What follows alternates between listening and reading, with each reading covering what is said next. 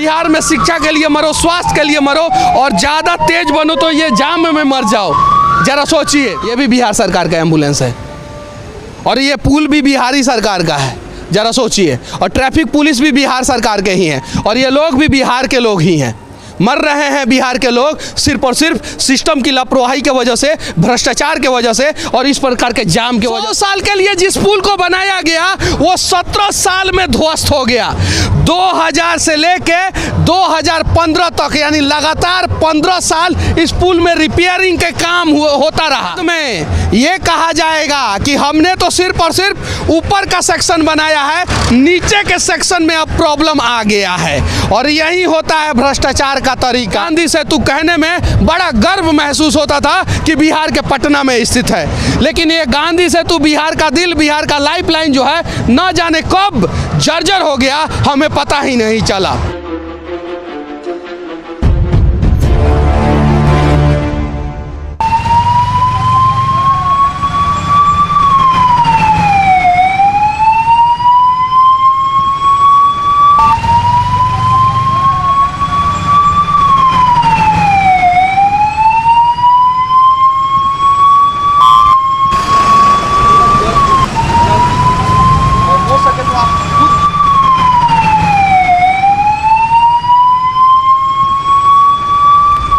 ये बिहार का लाइफलाइन गांधी सेतु है और हर दिन कहीं नहीं तो कहीं जाम के वजह से यहाँ पे न जाने कितने मरीज जो है वो एम्बुलेंस में मर जाते हैं। हर दिन का घटना मैं बता रहा हूँ। अभी 2 एम्बुलेंस है और दोनों एम्बुलेंस में मरीज है, लेकिन आप देख सकते हैं पूरा पुल जाम है, पूरा का पूरा पुल जाम है।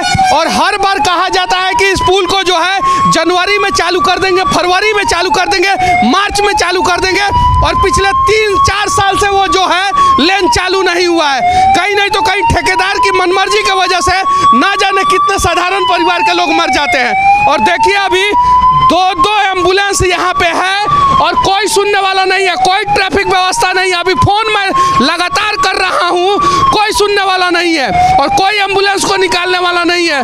और यही है बिहार का लाइफलाइन गांधी सेतु, जिसके जाम के वजह से ना जाने कितने लोगों का लाइफ समाप्त हो जा रहा है।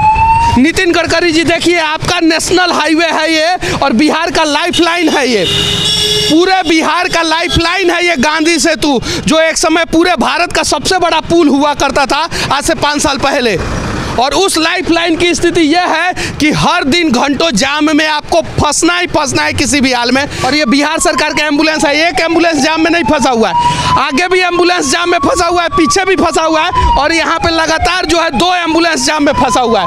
आप देख सकते हैं 2 एम्बुलेंस जाम में फंसा हुआ है। अब हम लोग किसको जाके रात के 10 बजे किसको बताएं और कौन सुनेगा? 11 बज रहा है और बिहार सरकार का कोई हेलीकॉप्टर जो है ना इन एम्बुलेंसों को क्यों नहीं देखता है? हेलीकॉप्टर से मरीजों को क्यों नहीं अस्पताल में पहुंचाया जाता है? हेलीकॉप्टर खरीदा जाता है शराबियों को पकड़ने के लिए। इस एम्बुलेंस जो है यहाँ पे फंसा हुआ है, ये ट्रैफिक व्यवस्था को दुरुस्त करने के लिए हेलीकॉप्टर क्यों नहीं खरीदा जाता है? और यहाँ पे हेलीकॉप्टर आना चाहिए कि नहीं आना चाहिए? मरीजों को हेलीकॉप्टर से अस्पताल पहुँचाना चाहिए कि नहीं पहुँचाना चाहिए? नहीं पहुँचाया जाएगा क्योंकि बिहार है, यहाँ पे आप उम्मीद भी नहीं कर सकते हैं। ऐसा काम विदेशों में होता है, भारत के किसी राज्य में होगा तो वो साउथ साइड के राज्यों में होगा। इधर तो बिहार में पॉसिबल ही नहीं है कि हेलीकॉप्टर से मरीज को अस्पताल में पहुँचाया जाएगा। और कौन से अस्पताल में लेके जाएंगे? यहाँ पे तो सरकारी अस्पताल PMCH है, IGIMS है, एम्स है, वहाँ पे भी तो बचने की संभावनाएं नहीं रहती है। और प्राइवेट अस्पताल में जो है खून चूस लिया जाता है और पुल पे आके जो है फंस जाता है आदमी पुल पे। बिहार में शिक्षा के लिए मरो, स्वास्थ्य के लिए मरो और ज़्यादा तेज बनो तो ये जाम में मर जाओ। जरा सोचिए, मैं इंजीनियरों को बार बार क्यों रेलता हूँ, उसका जीता जागता उदाहरण ये गांधी सेतु पुल है। 100 साल के लिए पुल बनाया गया था 1983 में और 17 साल बाद जो है सन 2000 से ये पुल में मेंटेनेंस का काम चालू हो गया। 2015 के बाद से पुल तोड़ दिया गया 1 लेन और उसके बाद से उसमें दूसरा काम चालू हो गया, बनाना शुरू कर दिया गया। कहीं नहीं तो कहीं अगर इंजीनियर सही ढंग से ये पुल बनाए होते तो 2083 में ये पुल खराब होता, उसके पहले ना जाने कितनी बार रिपेयर, कितनी बार मेंटेनेंस हो गया। और देखिए जीता जागता उदाहरण सामने जाम लगा हुआ है। हेलो,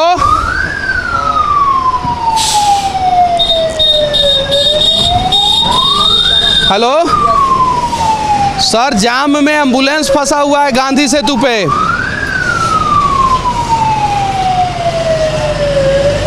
दो एम्बुलेंस फंसा हुआ है, अभी एक पास में आगे जो है एम्बुलेंस फंसा हुआ है और उसके बाद पीछे एम्बुलेंस फंसा हुआ है और पिछले आधे 1 घंटे से एम्बुलेंस फंसा हुआ है। मरीज का जान जा रहा है सर एम्बुलेंस में।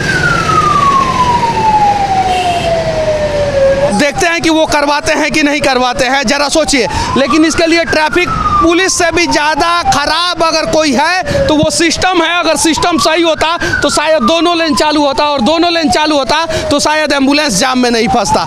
ये है स्थिति अपने बिहार की, और इसके लिए हम सभी को आवाज़ उठाना चाहिए, वरना किसी दिन आपके कुछ लोग जो है एम्बुलेंस में मर जाएंगे। अब कहाँ जाया जाए? ये 6 किलोमीटर लंबा पुल है, 1 किलोमीटर 2 किलोमीटर का नहीं, ये भी बिहार सरकार का एम्बुलेंस है और ये पुल भी बिहारी सरकार का है। जरा सोचिए। और ट्रैफिक पुलिस भी बिहार सरकार के ही हैं और ये लोग भी बिहार के लोग ही हैं। मर रहे हैं बिहार के लोग सिर्फ और सिर्फ सिस्टम की लापरवाही की वजह से, भ्रष्टाचार की वजह से और इस प्रकार के जाम की वजह से।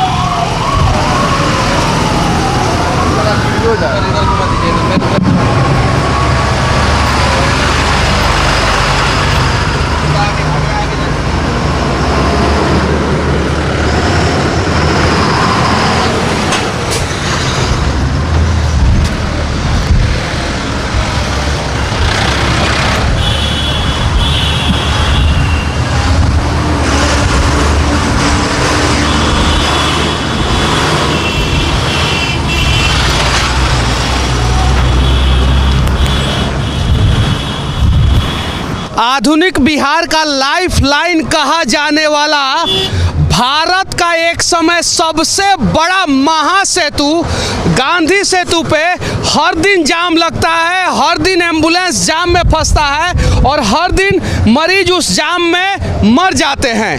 हर दिन ट्रैफिक पुलिस अपना काम ईमानदारी से करने का प्रयास करता है लेकिन काम नहीं कर पाता है। उसके पीछे ये रीज़न है कि जाम लगता है, और जब जाम लगेगा तो एक नहीं 100 नहीं हजारों ट्रैफिक पुलिस खड़ा कर दे, जाम छूटने वाला नहीं होता है गांधी सेतु का।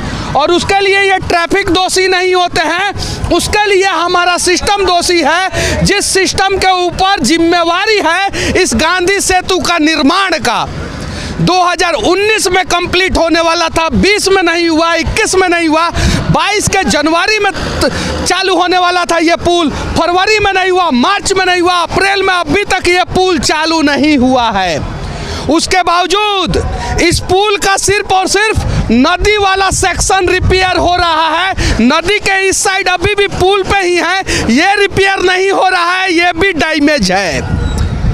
2-3 साल बाद फिर ये रिपेयर होना शुरू होगा और फिर जो लाइफलाइन बिहार का है वो वैसे का वैसे ही रह जाएगा।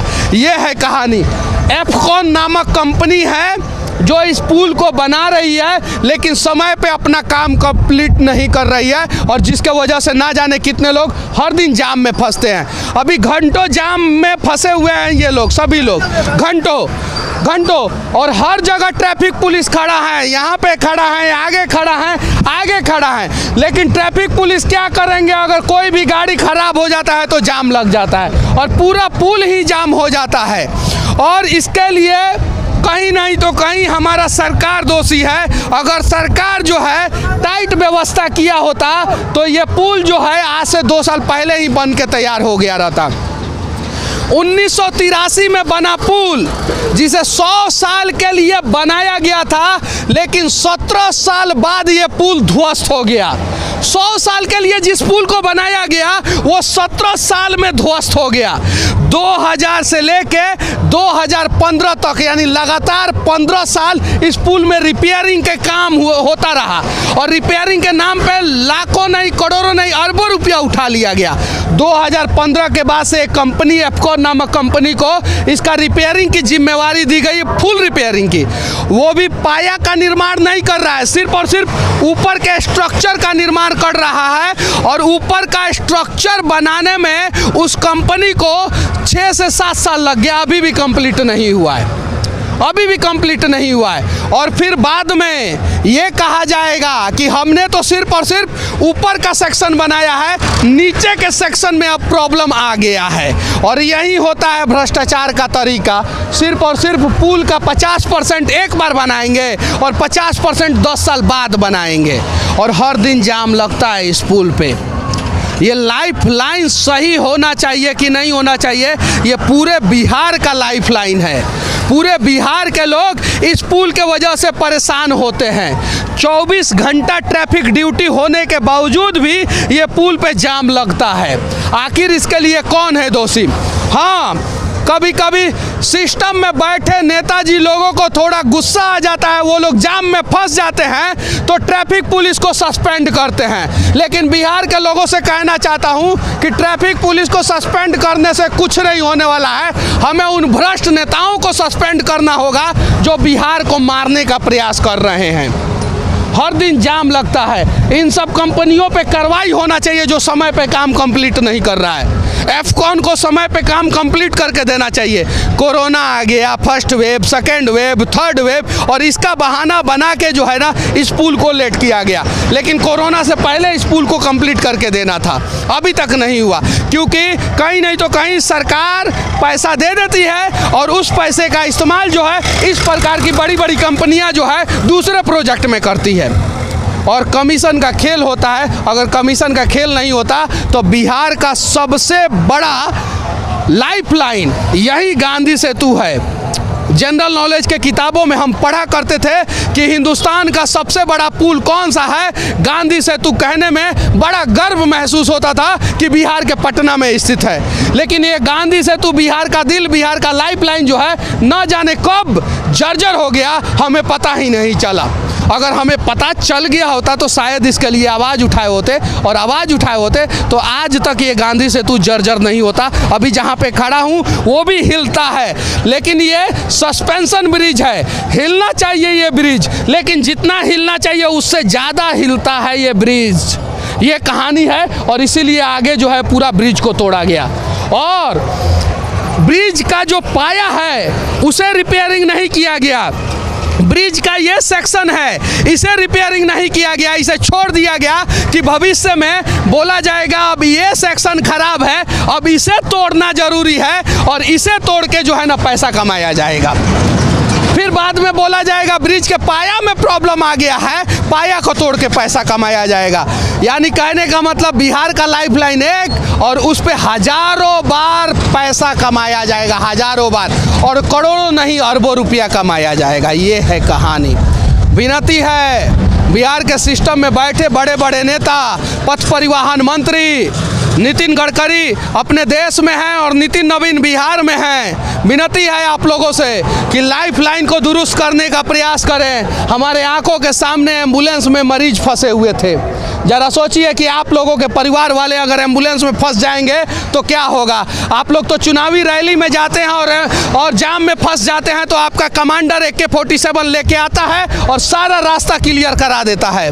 ज़रा सोचिए इन लोगों की क्या गलती है जो घर जाने वाले थे लेकिन 3 घंटा 4 घंटा जो है जाम के वजह से लेट हो गए। इस गाड़ी में बैठे हुए लोगों की क्या गलती है। ना जाने कितने बच्चों का एग्जाम छूट जाता है इसके वजह से, ना जाने कितने लोगों का इंटरव्यू छूट जाता है, ना जाने कितने लोगों का ट्रेन और फ्लाइट मिस हो जाता है, ना जाने कितने लोगों का नौकरी छूट जाता है, और ना जाने इस जाम के वजह से कितने लोगों का जीवन का रेखा जो है ना वो छूट जाता है।